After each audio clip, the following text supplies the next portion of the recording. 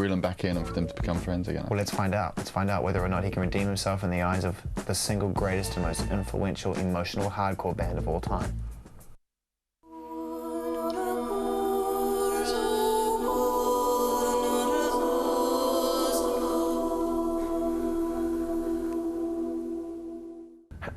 What, Kev? What? The manager wants a word.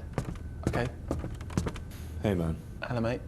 Listen, Gerard's pretty sensitive at the moment. He trodden an ant in Canada whilst they were touring. Okay. Killed it.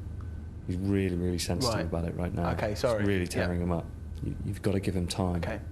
I would have these nightmares. I was only sleeping about 3 to 4 hours at night. Just kind of lock myself in, and then it conjures up, you know, the Day of the Dead. It conjures up Mardi Gras. It conjures up a lot of things that aren't just, you know, simply about death.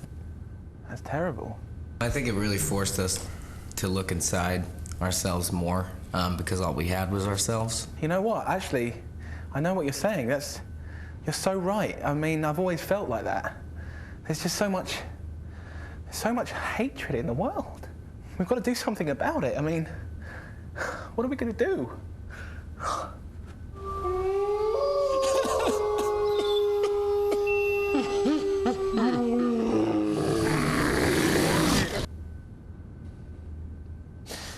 You know what, guys? You're right.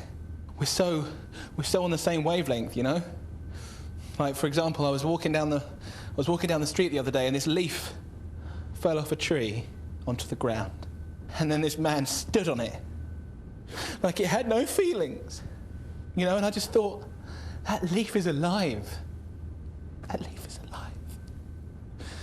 So I wrote a poem, and I want you to hear it.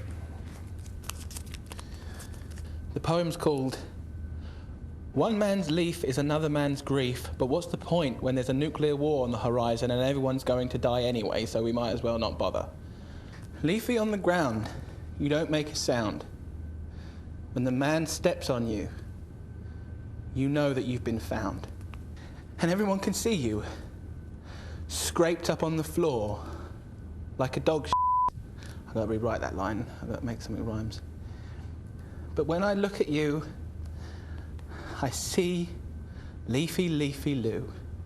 Leafy, leafy me, leafy, leafy you. Great. Yeah.